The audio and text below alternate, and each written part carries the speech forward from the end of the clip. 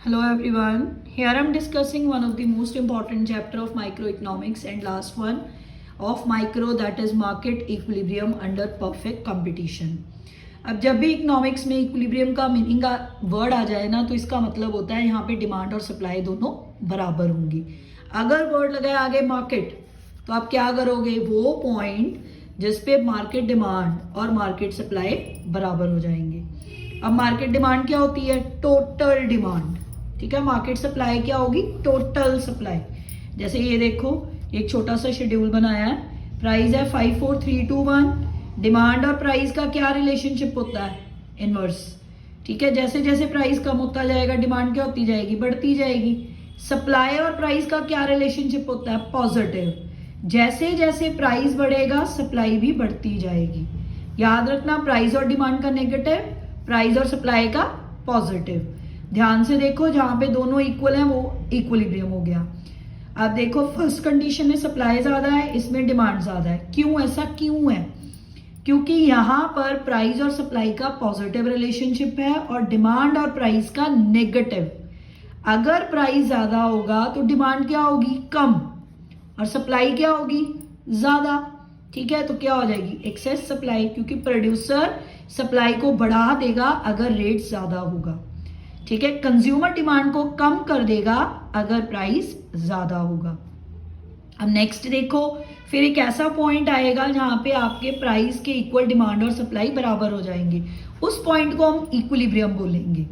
अब next, equilibrium के बाद क्या होगा, अगर प्राइस और कम हो रहा है तो डिमांड बढ़ा देगा कंज्यूमर, पर प्रोड्यूसर क्या करेगा, सप्लाई कम कर देगा। वो कौन सी सिचुएशन होती है, एक्सेस डिमांड की। याद रखना, इक्विलिब्रियम से ऊपर एक्सेस सप्लाई, इक्विलिब्रियम से नीचे एक्सेस डिमांड, ठीक है। क्योंकि यहां पर प्रोड्यूसर सप्लाई बढ़ाएगा और यहां पर एक्सेस डिमांड में कंज्यूमर डिमांड बढ़ाएगा। क्लियर। अब नेक्स्ट इंपॉर्टेंट टॉपिक है, इसका डायग्राम कैसे बनेगा। Demand curve downward sloping, supply curve upward, ये क्रॉस बना लो आप, ठीक है। ये मैंने शेड्यूल के अकॉर्डिंगली ही बनाया हुआ है। यहाँ पे कट करेंगे, डिमांड एंड सप्लाई बराबर है, ये मैंने आपको प्रूफ करके दिखा दिया कि यहाँ ऊपर इक्विलिब्रियम से ऊपर एक्सेस सप्लाई होगी, इक्विलिब्रियम से नीचे एक्सेस डिमांड होगी, ठीक है। यहाँ पे क्या होगी, एक्सेस डिमांड, और यहाँ पर क्या होगी, एक्सेस सप्लाई। ये हमने शेड्यूल में प्रूफ कर दिया है, ठीक है। क्लियर है, ठीक है। अब देखो, अगर आपकी सप्लाई मार्केट में बहुत ज्यादा है, ठीक है, और आपने इक्विलिब्रियम अटेन करना है दोबारा, तो कैसे अटेन होगा, ऑटोमेटिकली फंक्शंस होते हैं इकोनॉमी में। अगर सप्लाई ज्यादा है तो हमें अगर दोबारा इक्विलिब्रियम अटेन करना है, इक्विलिब्रियम का मतलब सप्लाई और डिमांड या डिमांड और सप्लाई दोनों को बराबर करना है, तो हम क्या करेंगे, प्राइस को गिरा देंगे।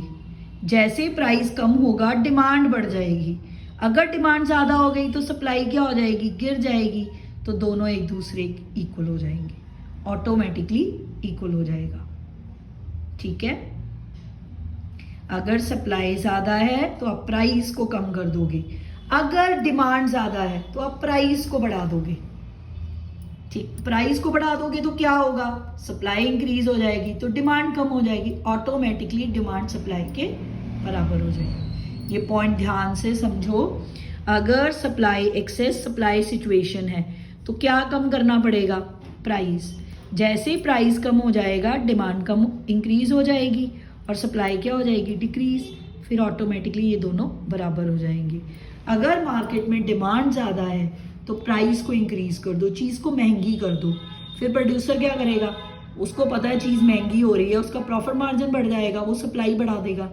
जैसे ही सप्लाई बढ़ेगी डिमांड कम हो जाएगी, क्योंकि चीज महंगी है, ठीक है। तो ऑटोमेटिकली इक्विलिब्रियम अटेन हो जाएगा। अब कुछ एक सिचुएशंस होती हैं जिसमें आपका इक्विलिब्रियम शिफ्ट कर सकता है। इसमें मैंने 2-3 ली है, आप ध्यान से समझना, किसी भी तरह आ सकती है। जैसे मैंने पहली सिचुएशन ली, आपकी डिमांड भी इंक्रीज कर रही है और सप्लाई भी सेम रेट से 10% 20% कुछ भी ले लो, इक्वल रेट से चेंज हो रही है। तो आपने क्या करना है, पहले तो आपने क्रॉस बना लेना है ऐसे, ठीक है। अब ध्यान से बनाना, क्योंकि मैंने इक्वल चेंज लिया है, तो इन दोनों का जो ये डिस्टेंस है, इन दोनों का जो डिस्टेंस है दैट शुड बी इक्वल। अगर डिमांड बढ़ रही है तो ये राइटवर्ड शिफ्ट होगा, अगर सप्लाई बढ़ रही है तो ये भी राइटवर्ड शिफ्ट होगी। अब जो इन दोनों का डिस्टेंस है ना वो इक्वल होना चाहिए, ऐसे डायग्राम बनेगा। क्लियर? अगर डिमांड डिक्रीज है और सप्लाई ज्यादा इंक्रीज कर रही है तो डिमांड और सप्लाई का डिफरेंस ज्यादा होगा। डिमांड डिक्रीज हो रही है तो लेफ्टवर्ड शिफ्ट हो जाएगी। अगर इंक्रीज करी थी तो मैंने किस में, राइटवर्ड शिफ्ट करा था ना, अब डिक्रीज कर रही है तो लेफ्टवर्ड। अब सप्लाई ज्यादा, देखो ये वाला डिस्टेंस और ये वाला डिस्टेंस देखो ध्यान से, ये बहुत ज्यादा है, ये बहुत कम है, क्योंकि सप्लाई में इंक्रीज ज्यादा है। या आपको किसी भी सिचुएशन में बोल सकते हैं, अब यहाँ पे ये कह सकते हैं कि डिमांड इंक्रीज कर रही है ग्रेटर देन है डिक्रीज इन सप्लाई, ठीक है। अगर ऐसे बोल दिया तो आप कैसे डायग्राम बनाओगे, पहले आप अपना इक्विलिब्रियम बना ही लो, ऐसे क्रॉस वाला, downward sloping D, upward sloping S, ठीक है। ये आपका इक्विलिब्रियम हो गया एक, ये पी ये क्यू बन गया। पहले ऐसे सिंपल डायग्राम बना लिया करो। फिर अब क्या बोला उसने, डिमांड इंक्रीज है पर ग्रेटर है डिक्रीज इन सप्लाई से। सपोज अगर इंक्रीज है तो ये राइटवर्ड शिफ्ट करेगी, अब सप्लाई डिक्रीज कर रही है तो ये लेफ्टवर्ड शिफ्ट करेगी। अब देखो इसका इंक्रीज ज्यादा है, इसका डिक्रीज कम है। बस ध्यान में रखना, अगर demand decrease leftward, increase rightward, supply increase rightward, decrease leftward. बड़े ध्यान से बनाना, ठीक है। इसमें दोनों कंपोनेंट चेंज हो रहे थे। अब ऐसा भी आ सकता है कि अगर एक इलास्टिक हो, जो भी इलास्टिक है यानी कि उसमें कोई चेंज नहीं है, परफेक्टली इलास्टिक है, अब सप्लाई मानी मैंने, फिर वो parallel to X axis draw कर लेना। अगर डिमांड बढ़ेगी राइटवर्ड, कम होगी लेफ्टवर्ड। अगर डिमांड को परफेक्टली इलास्टिक लिया है तो डी डी पैरेलल हो जाएगा एक्स एक्सिस के। अब सप्लाई में चेंज होगा, ठीक है। अगर इंक्रीज राइटवर्ड, डिक्रीज लेफ्टवर्ड, सिर्फ सप्लाई का अप डाउनवर्ड होगा। अगर सप्लाई परफेक्टली इलास्टिक है तो डिमांड का अप डाउनवर्ड होगा, अगर डिमांड परफेक्टली इलास्टिक है तो सप्लाई का अप डाउनवर्ड होगा। Clear?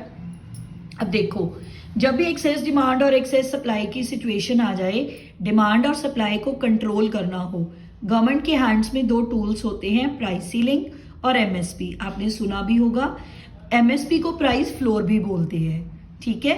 Price ceiling and price floor. अब प्राइस सीलिंग क्या होती है? प्राइस, दो टूल्स गवर्नमेंट के हैंड्स में होते हैं in order to control excess demand और excess supply, that is price ceiling, ठीक है। इसका इफेक्ट होता है एक्सेस डिमांड, याद रखना, इसका इफेक्ट होता है एक्सेस सप्लाई, प्राइस फ्लोर का, ठीक है। इन दोनों टूल्स को कंट्रोल करने के लिए गवर्नमेंट ये दोनों यूज करती है, प्राइस सीलिंग और प्राइस फ्लोर। प्राइस सीलिंग क्या होता है? फिक्सेशन ऑफ मैक्सिमम प्राइस, किसी कमोडिटी का मैक्सिमम प्राइस फिक्स कर देना, पर ये हमेशा इक्विलिब्रियम से नीचे होता है, ठीक है। और किसी कमोडिटी का प्राइस मिनिमम फिक्स करना, ठीक है, उसको बोलते हैं मिनिमम प्राइस फ्लोर। याद रखना, सीलिंग ऊपर होती है इसलिए मैक्सिमम, फ्लोर नीचे होता है इसलिए मिनिमम। ये क्या है? इसका मेन ऑब्जेक्टिव होता है कि पुअर पीपल गुड्स को अफोर्ड कर सके, असेंशियल आइटम्स को। इसमें उन पुअर पीपल का यानी कि कंज्यूमर का सोचा जाता है, इसमें प्रोड्यूसर्स का सोचा जाता है, ठीक है। इससे क्या मार्केट में क्या क्रिएट होती है? Excess demand.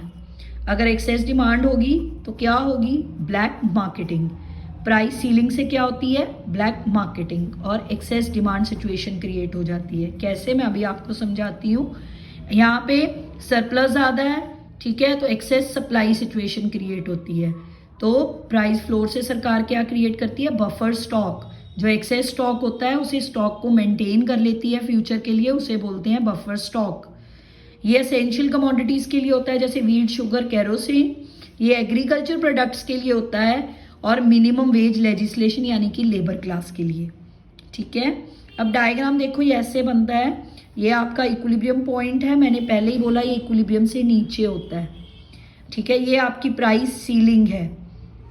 देखो प्राइस कम हो गया, मैंने आपको शेड्यूल में भी समझाया था, अगर प्राइस कम हो जाए तो डिमांड क्या हो जाएगी, बढ़ जाएगी। अगर डिमांड बढ़ गई तो इकोनॉमी में क्या क्रिएट हो जाएगी, शॉर्टेज। वो किसको लीड करेगी, ब्लैक मार्केटिंग को। डिमांड बहुत ज़्यादा है, सप्लाई कम है, एक्सेस डिमांड सिचुएशन क्रिएट हो गई, ठीक है, डिमांड ग्रेटर देन सप्लाई हो गई इस पॉइंट पे आके यहाँ पे, तो गुड्स की क्या हो गई, शॉर्टेज। तो वो क्या क्रिएट कर देंगे, ब्लैक मार्केटिंग। इस टूल को यूज़ कर लेंगे, ठीक है, क्योंकि सब एक डिमांड बहुत ज़्यादा हो गई है मार्केट में। अब इसका क्या इम्पैक्ट है, ये आपने अपना इक्विलिब्रियम प्राइस बनाया है यहाँ पे, ठीक। अब प्राइस बढ़ गया, अगर प्राइस बढ़ गया तो सप्लाई भी बढ़ जाएगी, ठीक है। प्राइस बढ़ गया तो प्रोड्यूसर क्या करेंगे, हम ये प्रोड्यूसर को प्रोटेक्ट करने के लिए करते हैं ना। अगर रेट बढ़ गया तो वो क्या करेंगे, मार्केट में चीज़ों को बेचेंगे, ज़्यादा से ज़्यादा प्रॉफिट अर्न करना है। अगर वो सप्लाई बहुत मार्केट में बढ़ा देंगे तो क्या बढ़ जाएगा, सरप्लस। अगर सरप्लस बढ़ गया तो सरकार क्या मेंटेन करेगी, बफर स्टॉक। याद रखना, इस सिचुएशन में एक्सेस डिमांड होती है, इस सिचुएशन में एक्सेस सप्लाई होती है। बहुत इंपॉर्टेंट टूल है ये दोनों, price ceiling and price floor, ध्यान से करना, ठीक है। Thank you very much.